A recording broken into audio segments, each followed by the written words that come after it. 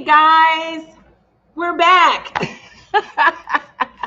We are back, and we do have Ms. Pia Renee with us. I'm gonna go ahead and take that off. We do have Ms. Pia Renee. We didn't think we was gonna have her because we had some little mix-ups, but don't you guys worry about it. The mix-ups have been taken care of. I'm gonna change that a little bit so it's not on top of my head. We had the mix-ups happening, but Miss Pia Renee is in the house. Okay, in the house, and I just want you guys to know I am incredibly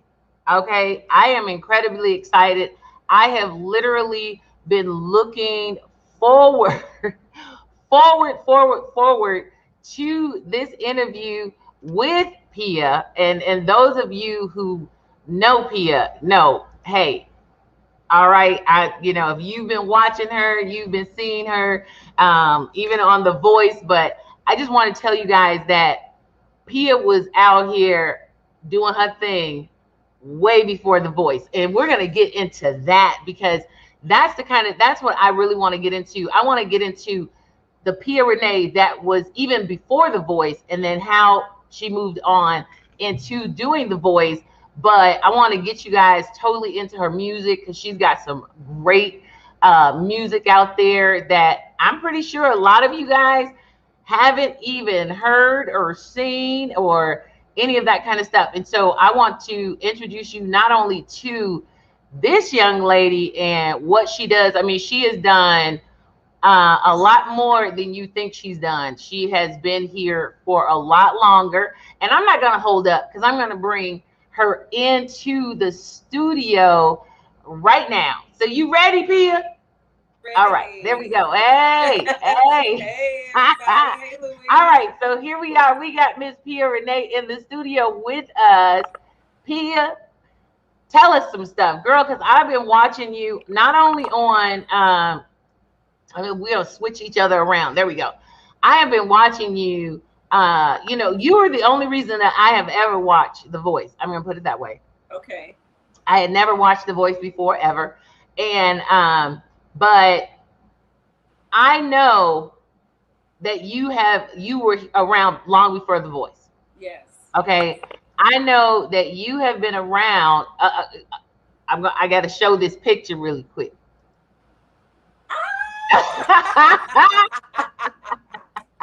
Yes, I was doing yoga Okay. back then. Yeah. There you go. Snap, snap. Okay. That pose is very difficult now.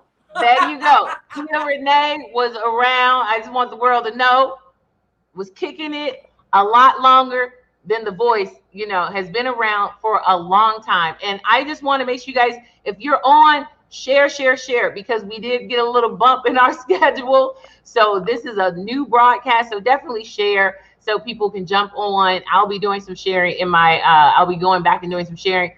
But Pia, share a little bit about who Pia Renee is. That's what I want people to know. And this is beyond The Voice. I want people to know who Pia Renee is. And you don't have to do the whole, but give me some of that. Give me some of the Pia Renee.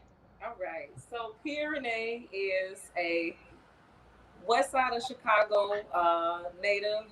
I was born and raised on the west side of the city of Chicago, and I am a mother. I have 2 children that are in college. My son will be completing his senior year this year. He'll be graduating. My daughter's a sophomore, and that has driven a lot of what I do and how I do things. Like I've been a musician for as far back as I can remember. I really started taking it seriously not seriously, but I pursued like a formal education in my early 20s. And that's when I fell into reggae and world music, which is why on the show, on The Voice, I presented myself as a reggae artist. But of course, R&B, jazz, gospel, the blues, those things are at the foundation of who I am and at the core of who I am. I've had, let me see, 3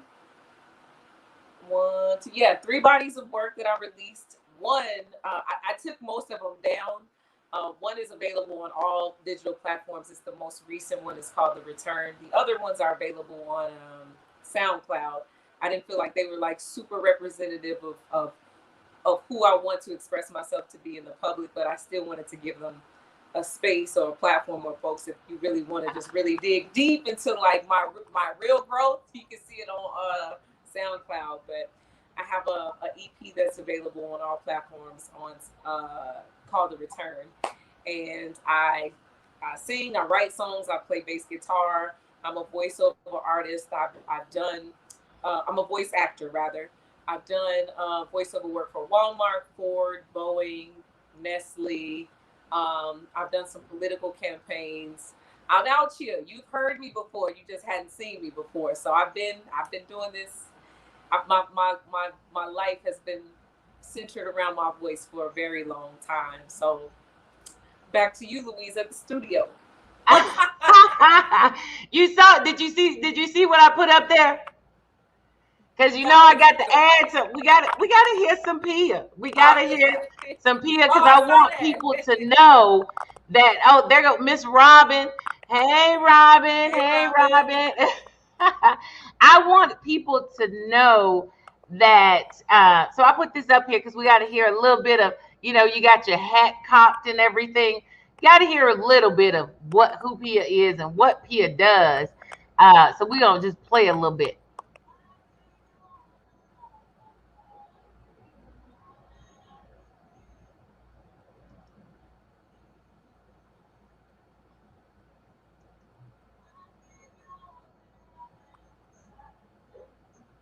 I don't know if they can hear it. I can't hear it. You can't hear it, Pia? Did you say you can't hear it? I did it. So if y'all can hear it, that's fine. I just can't hear it on my Okay. Phone.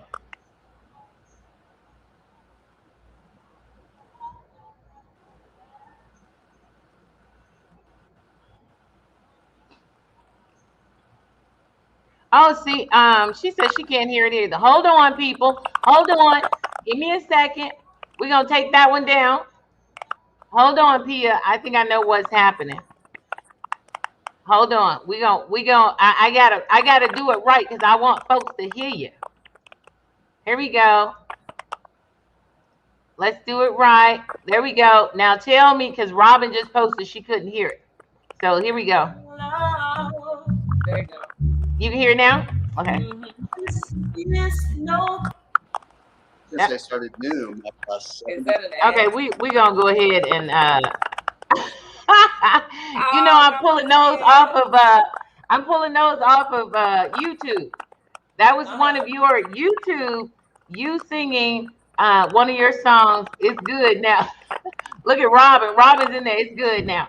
And so that was one of those. So Pia, I do have a question, and this is a voice question. Why no bass? Okay, very good question. So the way the rehearsals were set up behind the scenes, they were very fast. And and also the way the song selection works, it's not like I didn't know what I was singing super well in advance for me to prepare myself comfortably. Now, I thought about playing bass for Turn Your Lights Down Low, but I wanted to really have more active stage presence. So if I'm playing and singing, I'm probably going to just kind of be in one spot. I'm not going to move around too much. But so I wanted to give myself the liberty to sing and perform more actively. So if I knew what I was singing far enough in advance to really prepare myself to rehearse with the band, the band rehearsals were really fast, I would have done so. But I didn't want to do anything that would have made me look stiff or nervous or uncomfortable out of element. So I just decided against it. Now, had I made it to the finale, the live shows, I put some songs on the table that I was already solid with, that I could have sang and, played well, but I didn't make it to the finale, so y'all didn't get to see that. Right.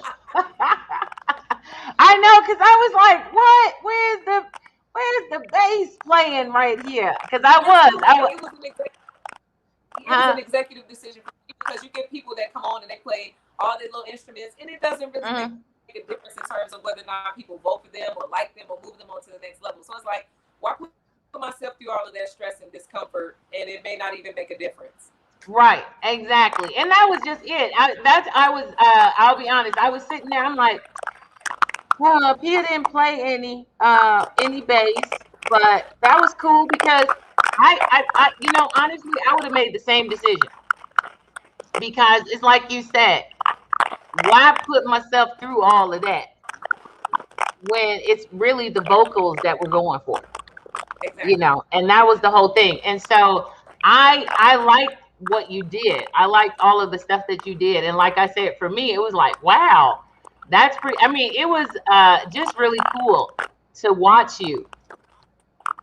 I want to. Okay, I loved there was a thing that you did just recently, and I want you to tell me about it. I want you to tell them about it because I know you were on what was it? What was the TV show? You played bass on Empire, Empire. Yeah. but I think this was before Empire.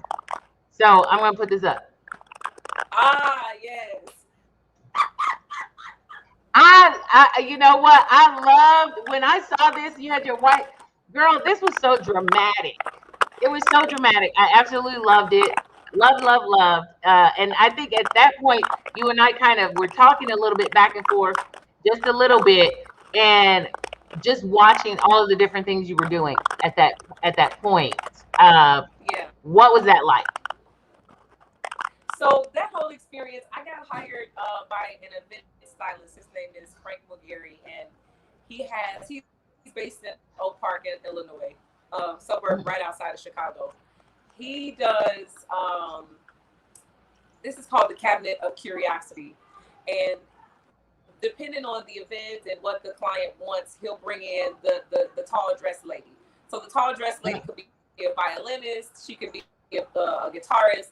And in my case, when I did it, I sang and I played at the same time at these events. So so for me, I was a piece of movable art. So when I'm standing there, I'm standing still, and then like when the countdown hits, I start singing. But the people in the crowd don't necessarily know that. They just looking at me standing here and they think I'm just a statue. And then out of nowhere, I just start singing and playing. So that was like a really, really cool event.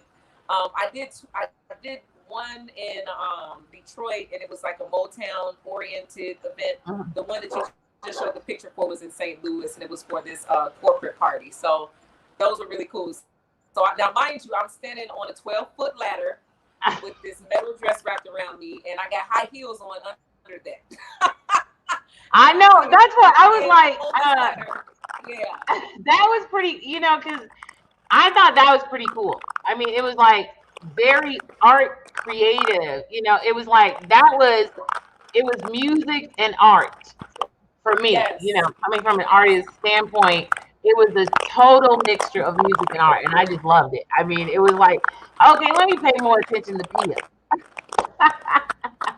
So Pia, hairstyle, okay, because I followed you through some hairstyles. As a matter of fact, let me show. I followed you through some different hairstyles, but what made you? Because even when you were on The Voice. Oh wait, I'm playing something. I'm playing some music. I got some music, Pia music playing right here, and we're gonna play that later. But you went from hold on, and we're not even gonna talk about outfits right now. But you went from this to this to hold on. Look at you. You see me going through to this. Okay, you was like, okay, where did that come from? Where did because I was going through the Pia file, you know, when and you know, you already had a lot of hair, and you had your hair in so many different styles.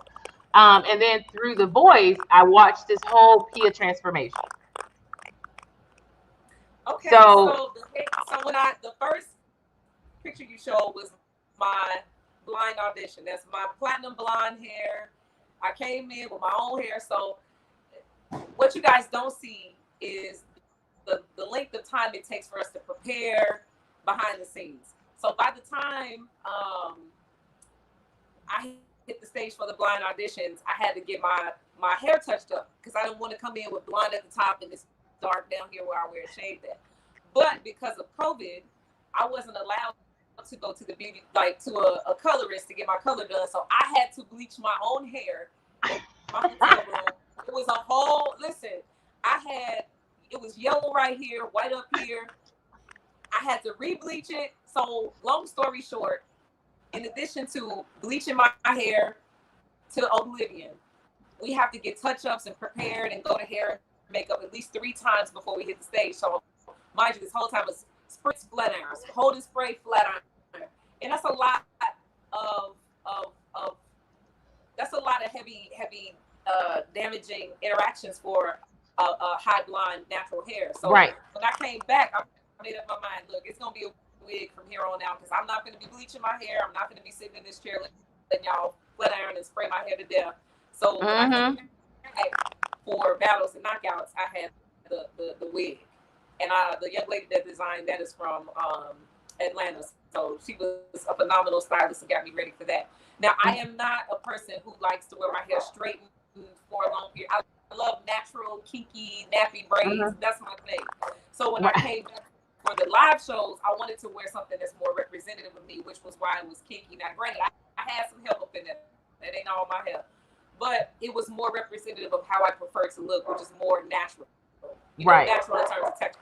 Because I wasn't born blonde. So, but in terms of the texture, I do prefer that look. So, yeah. When you showed up, I was like, all right, love it. I mean, there was a couple of times on that I think that last song, that reggae song, where I'm like, I need to take that picture because I need to paint that, because it was like you were like right there and you were up, and I was like, that picture is the bomb right there. That's, there was just a couple of times because it really kind of exemplified the power of Pia. I don't know if it's like it showed this strong, powerful person, and and the hair choice was just very bold. I'll put it that way. So Pia, tell me a little bit about the journey, because and what I'm talking about is from, because you and I met in church way back when. Way back when, and you were, yes, many years ago. Not trying to tell my age or nothing, but I'm older and wiser. Well, I said, but the journey from when I knew Pia, this young, vulnerable, innocent girl of trying to find my way. How does one get from there to here? Because we have young women out there that they're on a similar journey, they're on a similar path. So how does one get from right there to right here? Ooh, girl, that's a great question. So how does one get from there? Just keep living, day by day. Keep living. If I would have had my way, I would have been famous at 25. But I'm very glad that things didn't open up for me at that point in my life, because I'm gonna be honest, at that age I would have did anything, not to be rich, not to have legacy, but to be famous. I would have did anything. And that's a very dangerous place. So I'm very grateful that my life has unfolded the way that it has. I'm older now. I'm wiser. I'm more business savvy now. I know I have healthy boundaries. I know what I will and will not accept. I know what I will and will not tolerate from people. I don't care how famous you are, how financially endowed you are, how seasoned in the game in terms of the music industry you may be. Certain things I'm just not going to deal with. And I'm very grateful that it's taken this amount of time, per se, to get there. I would say when I was 16, 17, 16, when you met me, I had just had when I joined the church, I was pregnant. So I had a newborn baby.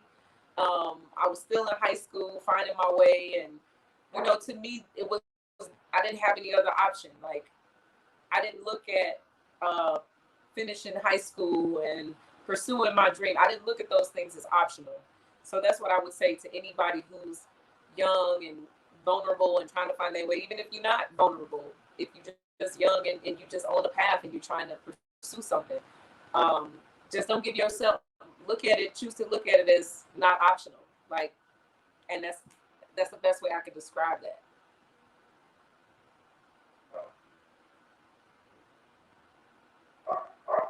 Louise, I don't know if you cut out or not. I can see me, but I don't see. Oh, there you I'm go. here. I'm here. I normally mute my mic, and then Poncho always says, unmute your mic, Louise, because you're talking. Because I was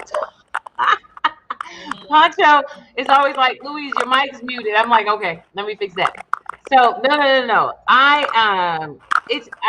wanted you to share that, because a lot of young people, like you said, it's like, I wanted to be here at 25. I wanted to be here at 17, or when I discovered that I had a voice, and but there's always a journey.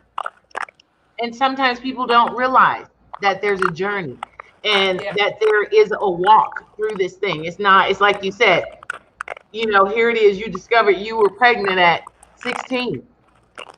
And then where do I go from here? It's like, how did you, and that's what I look at, is like, at 16, was it like, oh my God? Well, I'll be honest, like my whole life has, as far as I can remember, I have been in survival mode. Like, my childhood was very hard and traumatic, and I was a typical Brenda's got a baby, the girl from the ghetto who got pregnant with me while she was still in high school, and that was my life. And prior to then, most girls like me who end up in situations like that, there's some vulnerabilities in the home. So I have been in survival mode most of my life. So, oh God, I feel like I lost my train of thought that fast. What was your question? Well, we were talking about, it's like you were 16, right? You were 16, because a lot of times people don't understand that when you say survival mode, and I love the term you're using, because they look at black girl in the ghetto with a baby. Right. Public aid is your destination. Right. This is where you're going. And so when you say things like, hey, I was in survival mode, which means that you were in the mode where it's like, I know this has happened, but this isn't where I'm going to stay.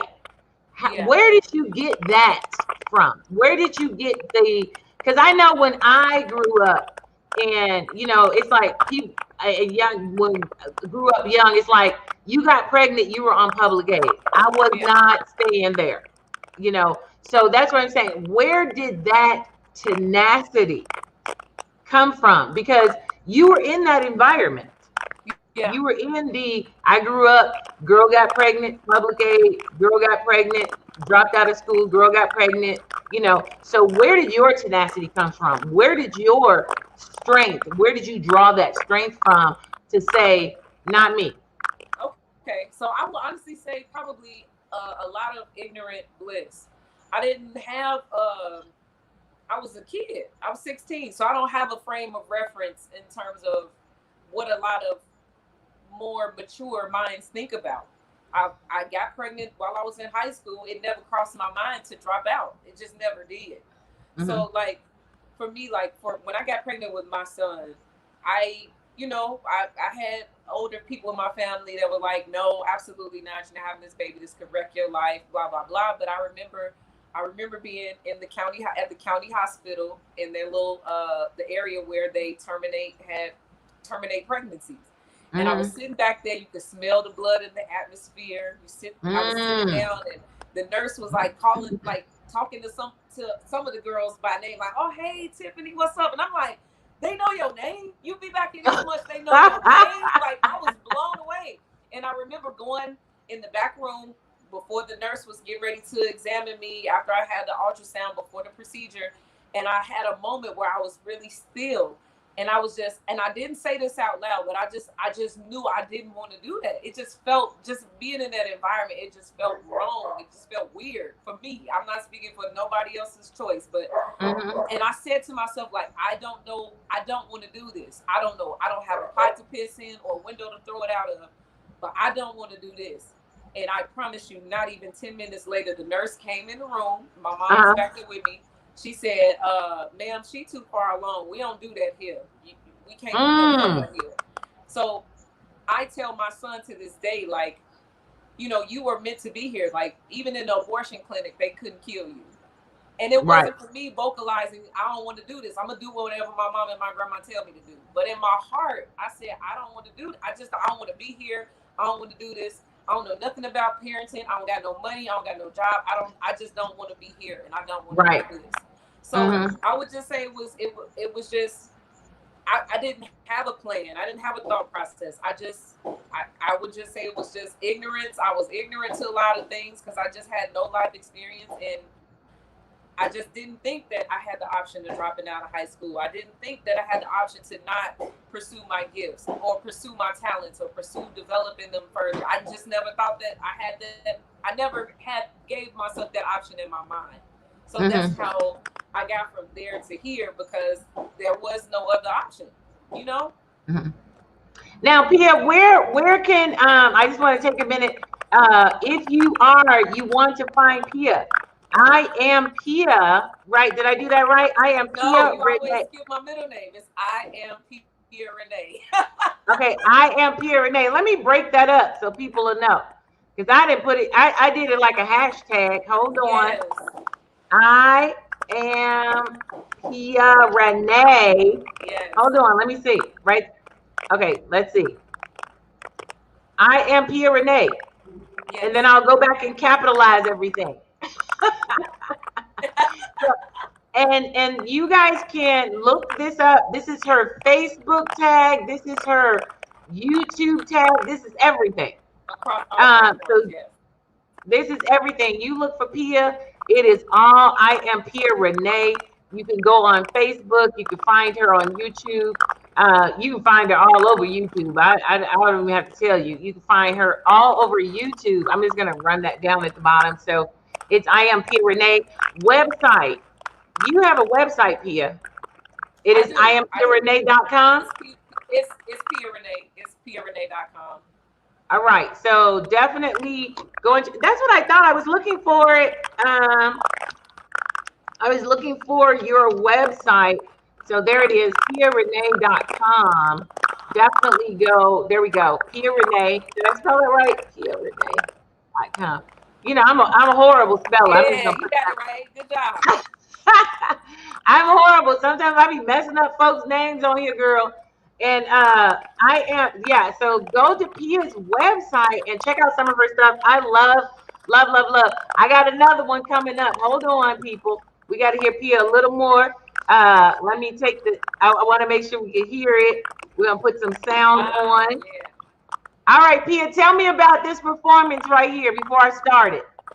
Yeah, so this was back in, 2018? I was over at The Wire, which is a club over at a performance venue in Berwyn, Illinois.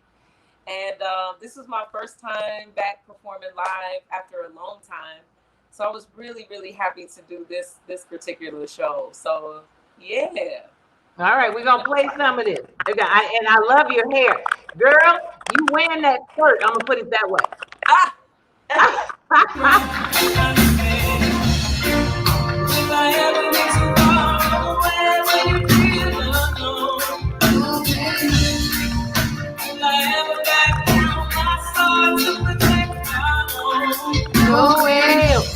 I know this one.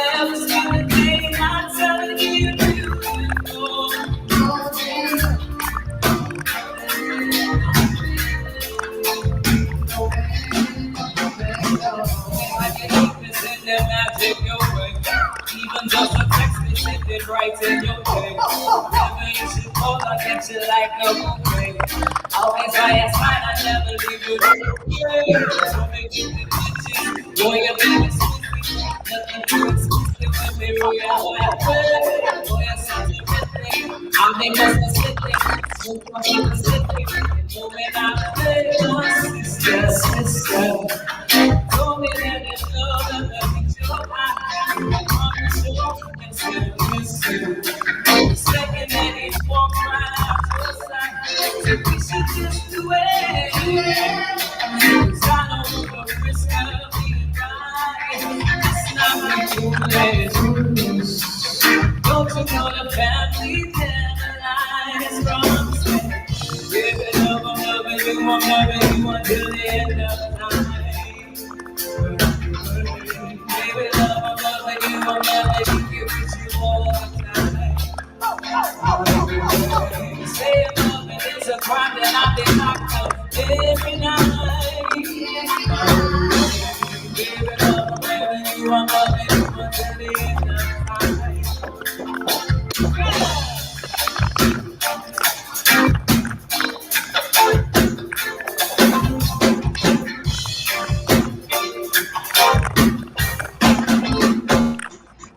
So, Pia, how many live? So, do you have some live performances scheduled now?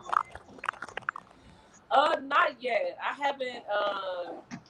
haven't scheduled anything for myself because I want to release a body of work before I do that, and I also want to get my team like in place before I just start getting active with live shows because I want to be strategic. I don't want to just be doing stuff. Okay, I was on the voice. Let me just hurry up and rush and do something. So I'm taking my time before I just jump out because I really want to do some really great quality stuff. So yeah, I'm taking my time. And if you hear like pops in the background, it's the 4th of July and I'm on the south side. So sorry. I know, girl. I miss it. I'm up here and they don't, we can't do any fireworks. So, you know, I'm normally in Chicago right now. I'm normally in Chicago for my sister's birthday.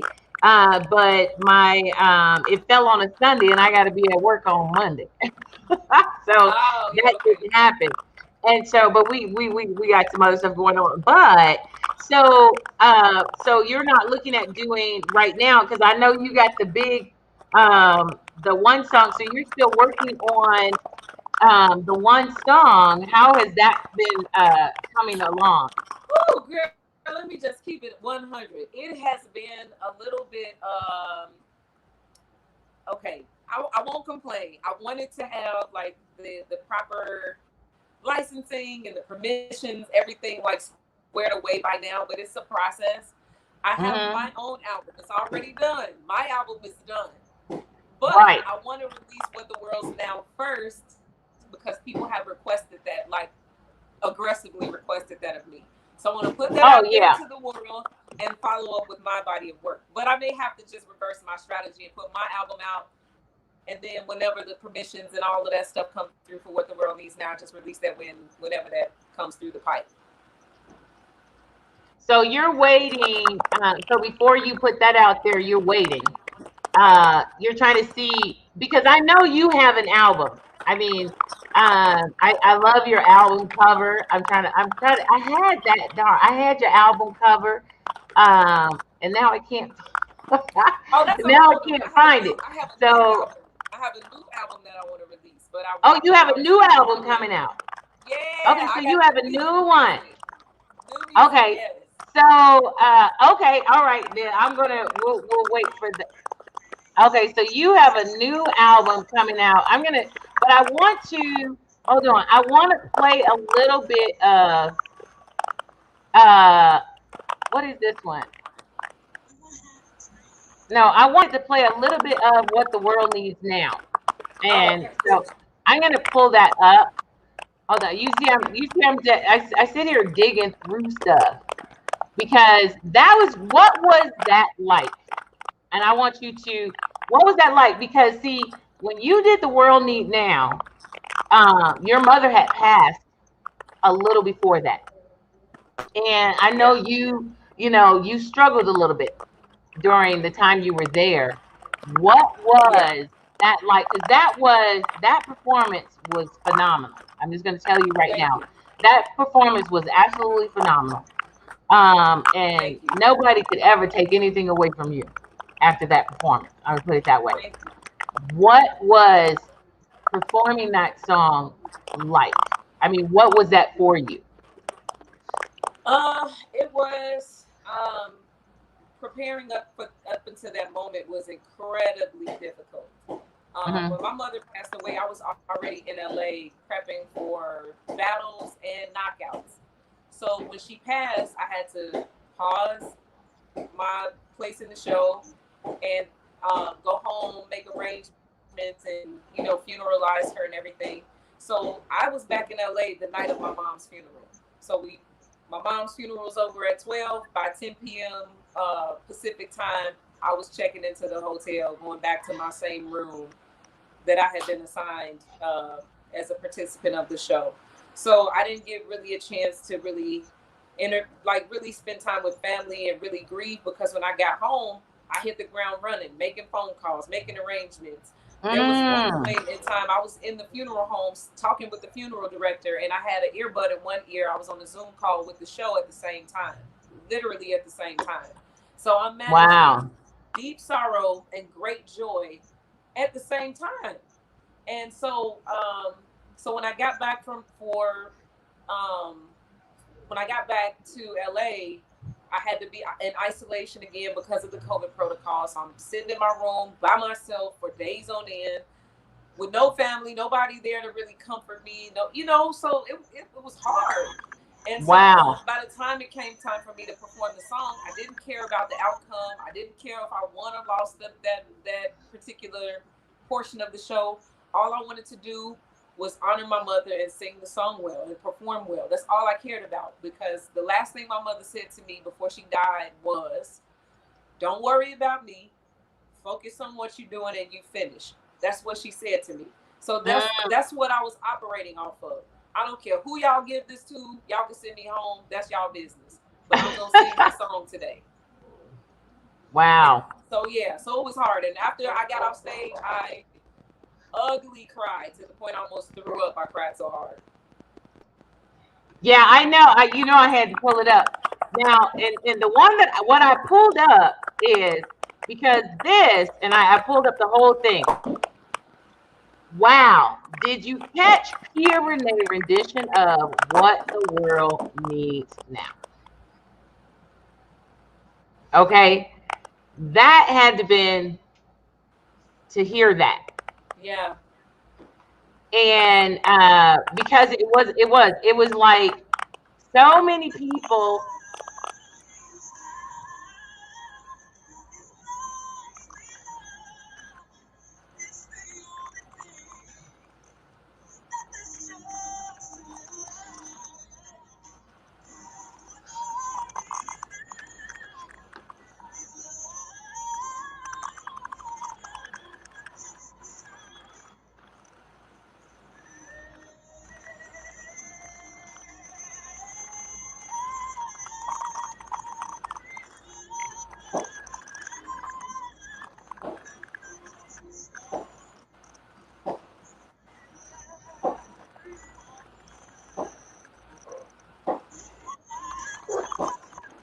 All right, so that was just phenomenal.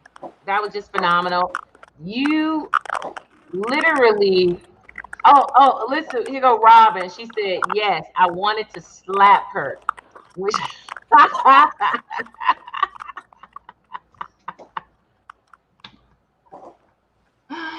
all right, Robin. Robin is silly.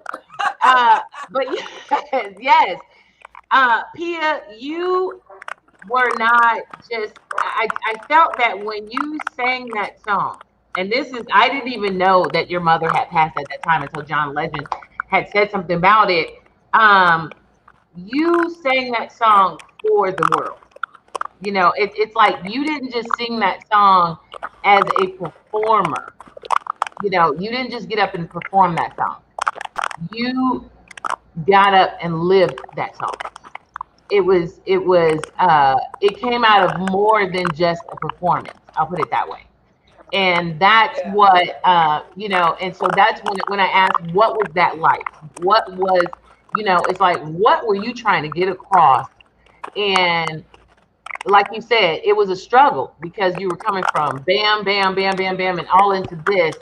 And when you stood before all those people, it was like, it was as if we literally saw into your heart. So like I said, I didn't care about the outcome. I didn't care about. My heart was so heavy with grief and with like, why now? Like of all times of anything intersecting in my life, why now? What is this about, God? Why? Like I really do believe like in divine timing and things happening like a certain way. So it's like, God, why is this the time? Why? And so when I got up there and I sang the song, I had no idea that I would get the response I got. I had no idea I would get the critiques I got, in that I was compared to Whitney Houston, and in that after it aired on the show, like I've had people from Sweden, Korea, all different countries in Africa reach out to me and say, I want that song, I need that song. So to me, that moment was so affirming, because like I could write and sing any old kind of song. I could get up here and sing Stevie Wonder, sing Shaka Khan, and make you feel good and bounce all around. But really, that moment was really what I'm built for. I am built for that, to sing love songs with a beautiful voice who plays an instrument well. But when what I said has come to pass, they will know a prophet has been among them. This is the verse of the Bible that when I asked God to show me who I am, He showed me. And when that moment affirmed what I'm built for, I can get up here and do all kinds of songs that make absolutely affect no change in your being at all. They don't do nothing for the human condition. But that moment right there was affirming. So for me, it made me have to take a step back and say, okay, well, what are you really gonna do now? Because the world, like so many people around the world, have been affected by this, because this is what really people need. This is the truth and sincerity of the human condition. We all want to be loved. We all are built for love. We all need love. We need it like air. Right. And so so it made me think about, okay, now who are you going to be after this moment? What are you going to give to the world now from your talents after this? Because now I'm really showing you this is what I'm doing. There you go. And that's it's me playing the game. Anything else I put out is me playing the game. But exactly right is what it's all about. Exactly. And that's where I was going to go next, because it changed and affirmed you. Like some people, they'll get on The Voice. It's like, okay, I made it to here. This was great. But The Voice, when you did that, it was almost, it took you from Pia to Pia. Does that make sense? Yeah. And because the question I was going to ask is, I met you in a church setting. Yeah. And then to see you here, because a lot of people are like, oh, well, you're a gospel, you sing church music, and then now where are you? And you're not the first. Like I grew up with a young lady. Her name is Shantae, and Shantae was like you, amazing singer, played the key piano and everything. And Shantae went from this amazing church singer to I can't remember what kind of music, but I've seen her music, and she's still out there doing music. But what is it like going from church to coming outside of church? And not saying that it's like, what was that like for you, making that decision that, yeah, I'm singing in church, I'm singing for the Lord, and then all of a sudden, what was that like? And was there a struggle in that transition, or do you feel like there was a transition? Well, I always knew, my heart always wanted to do more. Like I didn't feel like I'm just a gospel or worship, inspirational, whatever you want to call it. I knew I was more than that. I've always known that. But it's a matter of, when you have people around you, and it's like, well, you got to sing for Jesus, and you got to sing it just for Jesus. It is like, it's more to me than just this. This ain't it for me. And I knew that within myself. And I think anybody who comes from the being groomed in the church and that being like at the foundation of who you are and where your talents have been developed, you have to know if this is where you're supposed to be entirely, or within if you're built for not just this. And I've always known that I was built for more than just that. And I think that you know, God ain't built for just one type of person. God is built for all people. So why are we thinking that we can only sing, or, you know, like teachers can't just teach? You never hear somebody tell a teacher, well, you can only teach Sunday school because you're teaching for the Lord. But people put these types of constraints on musicians all the time, and I don't get it. I just don't get it. And I feel like if there was any wisdom, it's like you prepare those people who are built, who have these types of talents, you prepare them in the house of the Lord to be able to handle what comes with having a gift that has a perhaps the world stage attached to it. But you don't try to stifle them and keep them here, because what if Whitney would have not ever stepped outside of the church? What if, you know, whomever, you know, Smokey Robinson, what if they never did? And so I personally always knew that it was more to me than just that. And I'm not knocking where I come from, because it's where I come from. I can never change the foundation of who I am, but I always knew that there was more. So I would say there was kind of a struggle, because then the perception of people that are around you that don't know what you know about you, you know, they may perceive it a way and think like, oh, were you trying to, you know, you leaving God. Sometimes it's not handled correctly from the people that are around you. But I just made a decision that I'm gonna do what I'm just gonna do me how I see me doing me. And if I get it wrong, I gotta answer to God. I don't have to answer to you, because I mean, you ain't got no heaven and hell kid in your basement. You can't do nothing with my soul once it's gone. So, you know, I'm gonna answer to God for it, and I'm cool. I'm comfortable with that. Right. So do you feel that even within your music, that, because that's one of the things that I look at as well, because I do believe that I don't believe that God just is like, oh, okay, you just have to stay here in the church and sing and you just gospel and you just got to do, it's God, God, God, God, God. I don't believe. But do you feel within the music and what you're doing now? It's just like when you sang that What the World Needs Now, it was as if God was like, bam, right there. That's it. You know, and that song gave me space to crack open what's in me. And that's God. That was, I learned that being on the worship team. I learned that from Robin, who's all up and through the comments here. So in that moment, I could open that chest and that treasure box and give the people that. You know, because it's that type of song that allows for that type of atmosphere. You know what I mean? Yeah, and that's kind of what I got, because you know, we both grew up in an atmosphere where it's like you're either this or you're that, but you can't be more. And you know, as I've been growing and visiting and being a part of different ministries, learning about God in his entirety instead of being in a box. You know, I feel like sometimes in certain churches we're put in a box, and then being able to expand and open and say, you know what, God loves me because this is who he created me to be, in a sense, and not taking this into a whole Christian perspective of being a Christian. You know, I talk anyway. And so, but that's just it. And so that was the that was the beautiful thing that I saw when I experienced you singing. Now, so we're gonna go to a whole nother. I want to know, because I got, hold on, you know, I got another one. I got another one for you, Pia, and I want you to share with me what the difference is. You probably already know. Let me see if I can find it. Let me see. Is this it? Let me see. Hold on. Let me see if this is the one. Oh, wait a minute. Where did I go? I done went somewhere. Is this it?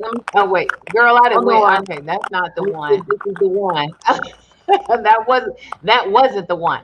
Hold on. I have a Pia Renee live interview, and I want you to share with me what was the difference between the Pia Renee, because you were Pia Isley at the time, your audition and being a part of America's Got Talent.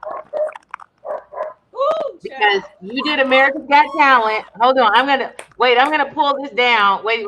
I'm gonna pull this down really quick because I want to make sure that we hear. Because you're like, Louise didn't pull that up. Yes. We had to pull this one up, and I want to make sure I put the sound on it. The difference between these two experiences. So we're gonna play a little bit of that. We're gonna play your interview. Tell us about yourself. I am a model and a musician, and I also sing background. All right, sweetheart, what are you gonna sing for us? My imagination, like let us know. Whenever you're ready. Darkness all around me, and it's blocking out the sun. Oh, friends call me, but I just don't feel like talking to anyone. Now, see, emptiness has found me, yeah, and it just won't let me go. Now, I go right on living, but why? I just don't know. No, I don't know, baby. Thank you, Pia. Sonny. I don't know, baby. Pia. The Pia from there and the Pia here from your auditioning for The Voice. Share with me the experience between American Idol and The Voice. Tell me about that. Where your teacup at? Because I'm about to give you all of the tea. Girl, so let me tell you, I don't know if Idol has evolved, but they were very mean behind the scenes. Very mean. They like they would do stuff like come to our rooms at like 3 a.m. and knock on the door, and you obligated to open the door. It's a camera dude, and they gonna make weird requests. Oh, sing us a song. And I got like a lime green night dress and a do-rag on. It's weird. And then like I remember when we were in Pasadena for Hollywood Week, there was a girl who was sick. And she was so sick to the point where she was laid out on the bathroom floor. Now, you got to feel real bad to be laid out on a dirty public restroom floor. She was laid out on the floor. One of the production assistants, they kind of make their rounds and check on everybody. And, whenever you saw like Randy, Simon, and Paula looking at their notes, it's stuff that the production assistants had like said about us or whatever. So, when this girl was like, the production assistant came to the bathroom and she was like, well, how can I help you? She was like, well, can you please, I don't feel well. Can you go get somebody, give me some help or whatever. This lady leaves, come back, 2 camera dudes. Now, mind you, we in the women's washroom. 2 men on this girl while she on the floor. And so my God. Even when we were filming, like when we were sitting in our seats, and each person would go, because this was the first year that they didn't do group rounds. They did individuals. Instead of a group singing the same song and they choose from the group, we all sang individually. So it's the first year that they started doing that. So the guy who was the producer at the time was like, you stay in those seats. I want continuity for my shot. Do not move. I don't care. And it's humane. And it was just like, okay. And I'm in my 20s. I don't care. I'm trying to be famous. So whatever. I'm going to do what y'all want. But Idol was drastically different from The Voice. The Voice is much more humane in creating a television show when TV's the priority and not necessarily the talent.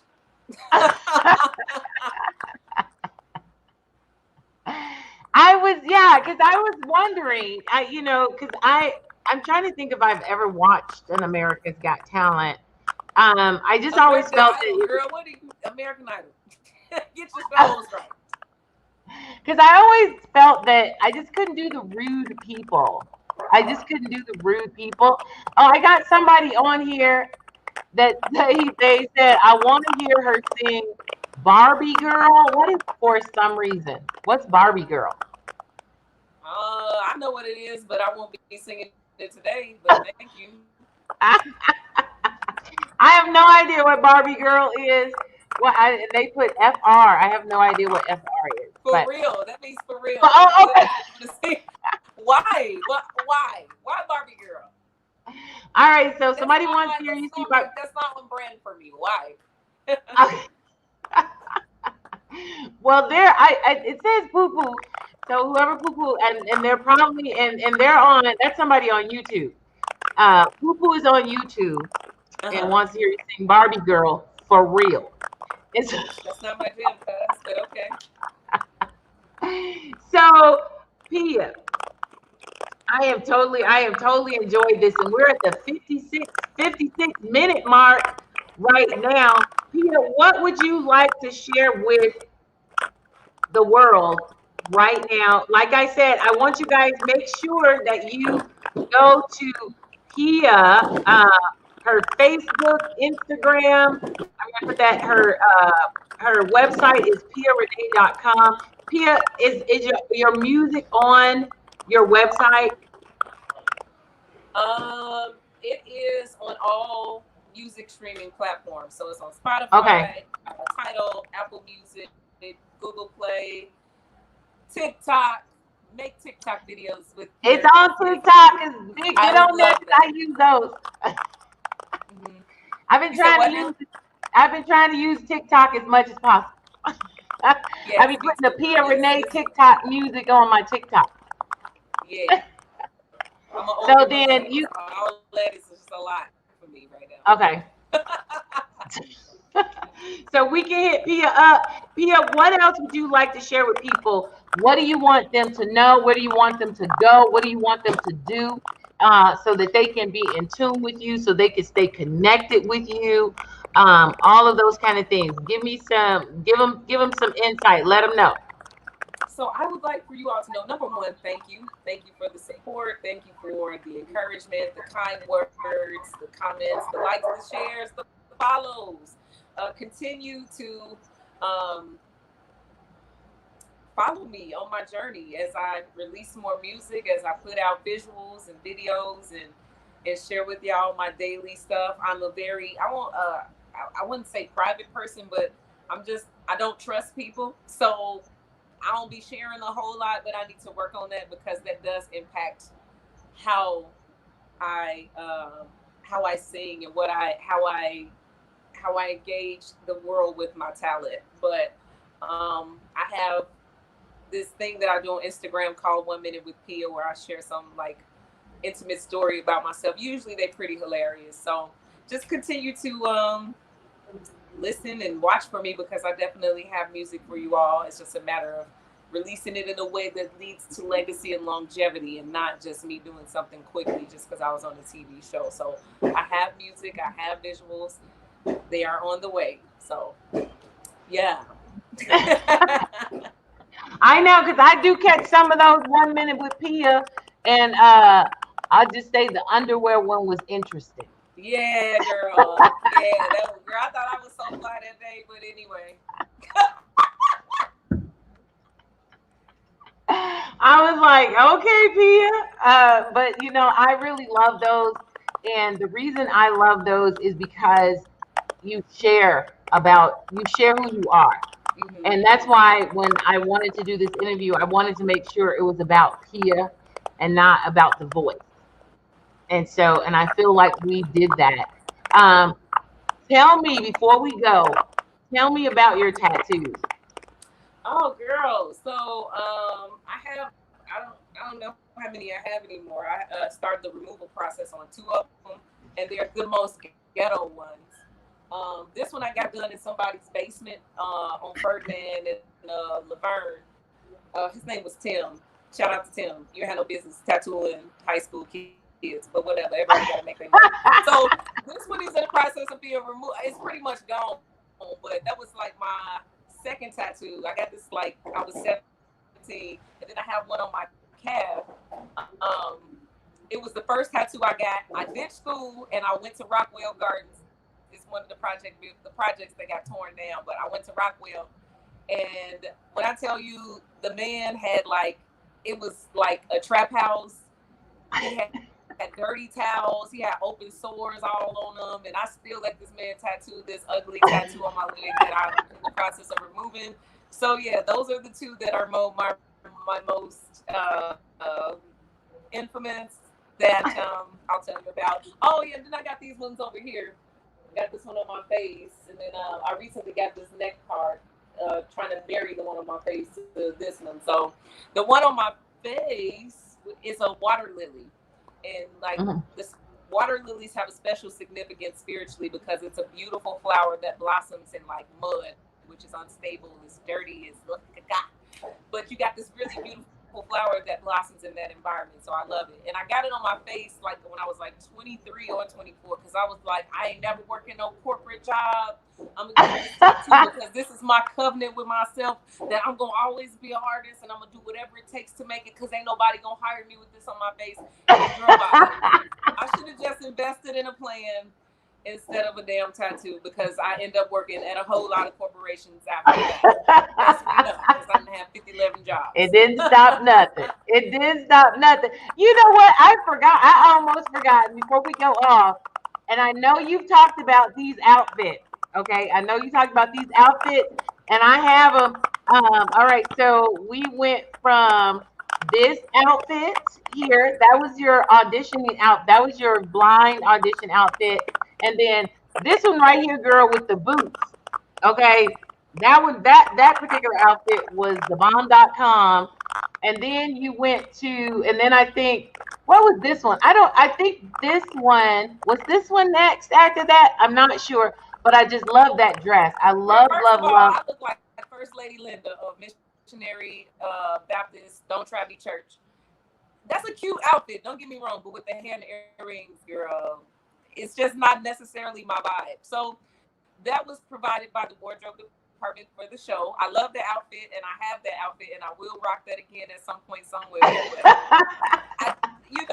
It was one of those like, we not on stage, but we still got to look cute. So that came from Fashion Nova. So okay.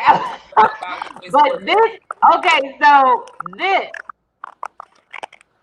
okay. Come on, somebody. One of my favorites. I want to ask you this. I'm going to ask you this question. How comfortable were you in that outfit? Not at all. So let me tell you what made the outfit uncomfortable. It wasn't the dress. It was the gloves. Because the gloves were a whole bolero that snapped under my breast. Oh. It was a whole patent leather situation in the claws. Yeah, so that dress was designed by a lady in DC, a Black woman. Her name is Sarlia Ma, and she makes the most fabulous, unique garments.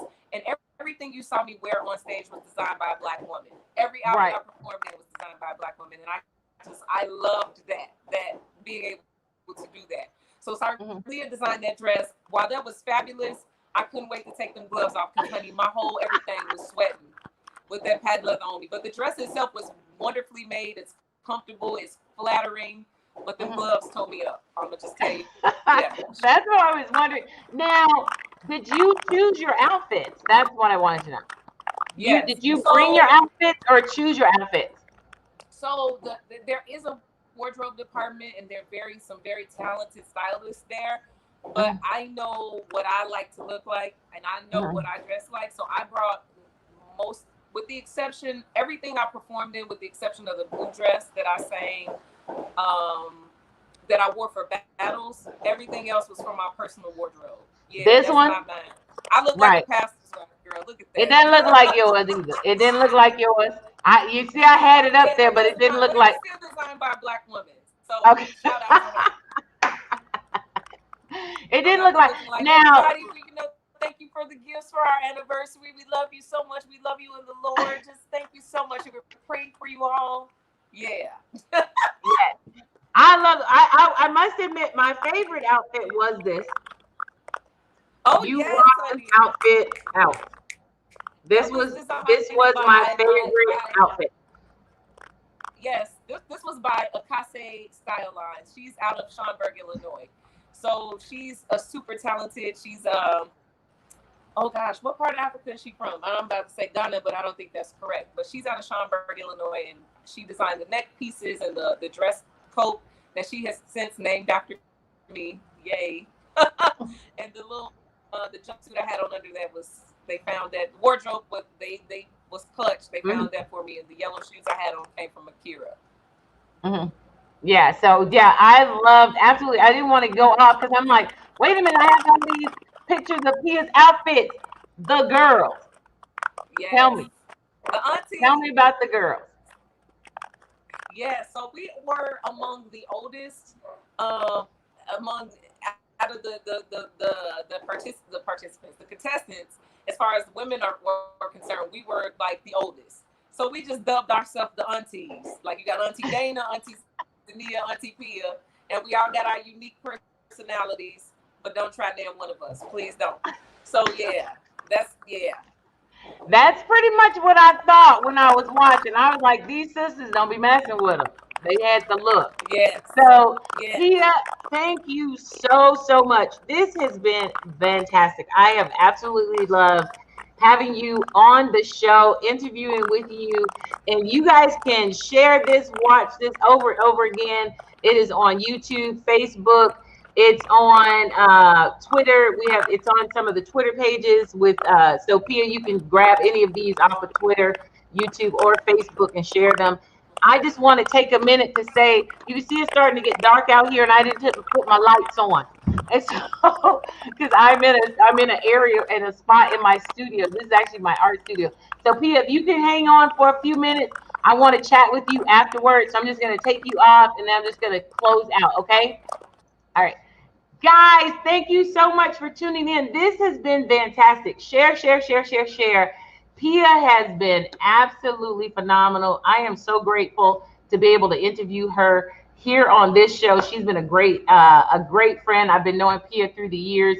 And I just want to tell you guys, definitely tune in September for the Beauty of Blackness Fine Art Show. We are going to have some phenomenal artists that will be coming up during that show. I'm actually digging through right now so I can show you some of those phenomenal artists that's going to be coming up.